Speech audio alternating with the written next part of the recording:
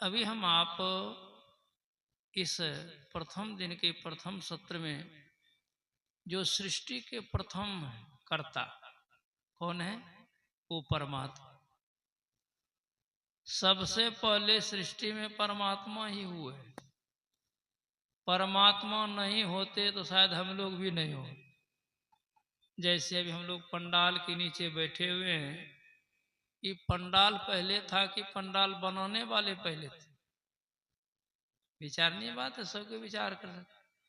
उसी तरह से जिस सृष्टि में हम लोग हैं, ये सृष्टि बनाने वाले सबसे पहले उनकी मौज हुई। एको हम बहुत श्याम, मैं एक हूं अनेक हो जाऊं, और ये उसकी मौज मर्जी है। अभी वो चाहेंगे सृष्टि को समेट लेना है तो मिनट भी नहीं लगेगा। जैसा आप देखे होंगे कभी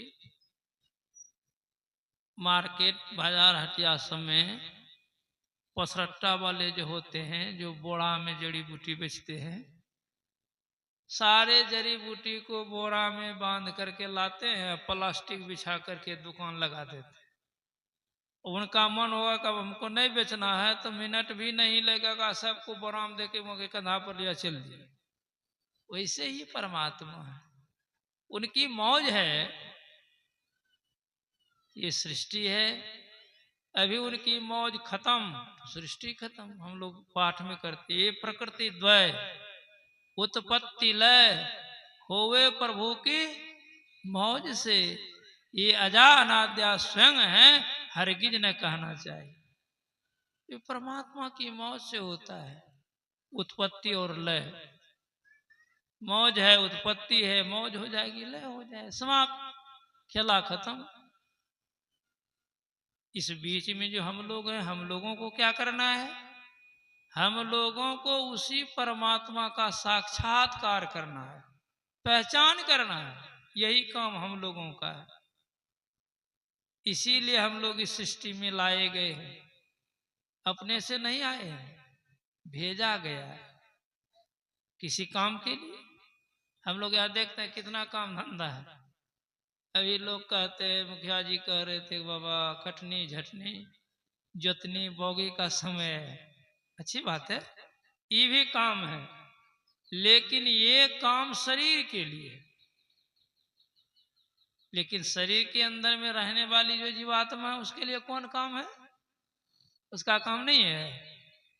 हम लोग सुन रहे थे कि ये सृष्टि दो है, सब चीज दो है। गोस्वामी जी ने लिखा भी है, जड़ चेतन गुण दोषमय विश्व किन करतार संत हंस गुण गाही पयो परिहरि बारी विकार। इस सृष्टि द्वय है, जड़ और चेतन के मिलाप से। विश्व किन करतार, लेकिन इसी सृष्टि में दोनों प्रकृति के लोग हुए हैं। संत हंस गुण गाही पया परिहरि बारी विकार। जो हंस प्रकृति के लोग होते हैं, संत प्रकृति के लोग होते हैं, वो क्या करते हैं? इतना सटीक उदाहरण दिया। हंस क्या करते हैं? दूध पानी को मिला के दे दीजिए, वो पानी को छोड़ देगा, दूध को पी लेगा, उसके अंदर में क्षमता होती है। उसी तरह से जो संत प्रकृति के, हंस प्रकृति के लोग होते हैं, वो सार को ले लेते हैं, आसार को छोड़ देते हैं। इस सार में क्या है? हम लोग जो नहीं जानते, आसारे को पकड़े हुए, कल्याण होगा? नहीं होगा। आसार को छोड़ दीजिए। आसार का निर्माण आप कहेंगे क्यों किया गया? आप समझ सकते हैं। आप लोग घर मकान बनाते हैं ना, पक्का का नहीं बनाते हैं, सेंटरिंग क्यों करते हैं? कोई जरूरी है सीधे छत डाल दीजिए? नहीं, सेंटरिंग के बिना वो छत टिकागा ही नहीं। और जब छत बन जाएगा फिर सेंटरिंग की जरूरत है क्या? 10, 20, 21 दिन तो जल्दी खोलो, हटो, नहीं कहिएगा इसके ऊपर छत दिया गया है जिसको रहने दिया जाए। तो जिसलिए आप घर बनाए वही काम नहीं हो सकेगा। खटिया पलंग बिछेगा, सो सकेगा? इसलिए कहते हैं सेंटरिंग को खोलिए। उसी तरह से उस परमात्मा रूपी छत को प्राप्त करने के लिए दुनिया रूपी सेंटरिंग हम लोगों के शरीर दिया गया है। तो इसमें वो काम कर लीजिए, तभी होगा। इसलिए संसार भी चाहिए और परमार्थ भी चाहिए। संसार से अलग रह करके कोई परमार्थ नहीं कर सकता। शरीर को छोड़ करके कर लीजिएगा, नहीं कर सकिएगा। लेकिन सब दिन शरीर रहेगा ये भी नहीं है। इसलिए शरीर के रहते उस परमात्मा तत्व को प्राप्त कर लीजिए, जिसके बारे में भी हम आप सुन रहे थे। ये एक ऐसा काम है जो सब काम को पूरा कर देता। गुरु महाराज की अमृत वाणी है, नित्य प्रति सत्संग करिले प्यारा, तेरा कार सराय सारा। लोग कहेंगे धनकटनियों हो जाएगा, झटनी हो जाएगा, सत्संग करेंगे तो जोताई हो जाएगी, बुआई हो जाएगी, गाय भैंस सब खा लेगा, होगा? कैसे कैसे कह दिया? अरे वो सब हो जाएगा, एक भी चीज नहीं रुकेगा। आप काम को छोड़ करके सत्संग बताए देखिए, काम होता कि नहीं होता? सब हो जाएगा। लेकिन हम लोगों के अंदर में उतनी आस्था नहीं। ये नहीं करेंगे तो कैसे होगा? जब आप नहीं थे तो कैसे हो रहा था? या अभी आपकी घंटी बजाए राम नाम सत्य है, तब तो धन कठिन नहीं होगा, झटनी नहीं होगा, खेत जोताई नहीं होगा, बौग नहीं होगा, गाय भैंस नहीं दूध जाएगी। मान लिए, लेकिन हम लोग कुछ है नहीं। हम लोग जिसके लिए है उसके लिए प्रयास करना चाहिए। वही है तत्व रूप की प्राप्ति, उसी के लिए हम लोग हैं। लेकिन उधर तो झांकते भी नहीं।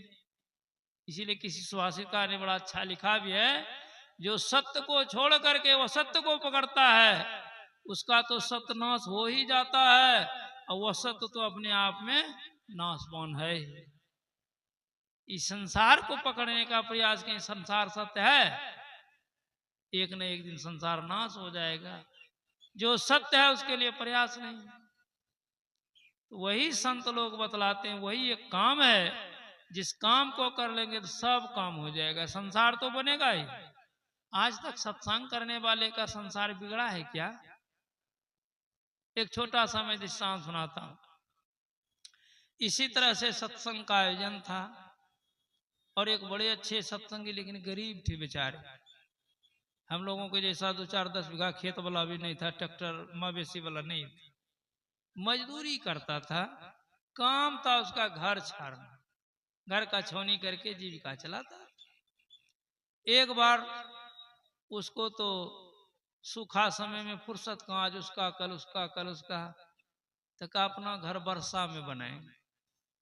ठाठ सब खोल खार करके जोड़ दिया। अब छौनी करना था, जानकारी मिल गई कि अमुक जगह सत्संग हो रहा है। कहा ठाठ तो कल भी हम छाड़ सकते हैं, आज सत्संग सुन लेते, सत्संग तो कल नहीं मिलेगा। चला गया, वहां सूचना मिली कि अगला दिन सत्संग वहां होगा। जैसे यहाँ से सतबेर में सत्संग का आयोजन है न, जो कि रिहा बांध करके जाएंगे, उसका धटनी छटनी सब इधरे पार। जानकारी मिली, फिर सोचा दो दिन और लगेगा, 2 दिन के बाद करें। इस तरह से महीनों लग गए, सत्संग नहीं छोड़ रहा है। अब उधर क्या होगा? वर्षा का समय है, बाल बच्चा भीगेगा घर में। तो जिनका काम वो कर रहे थे, वही उसके बेस में जाके घर के छौनी कर दी। ये जब सत्संग समाप्त हुआ, वहां गया, अपनी पत्नी से पूछता, इधर का मजाक करते हैं, आप ही आकर के घर छौनी कर दिया। कहते घर छौनी कौन किया? वो रोने लगे बेचारे कि मैं जिसका काम कर रहा था वो मेरा आकर के काम कर दिया। जो मैं भजाऊं मैं वाको, कल न पड़त मुझे एक घड़ी, काटो जन्म जन्म का फंदा, और राखो सुख आनंद करी। लेकिन लोगों को इतना विश्वास नहीं होता।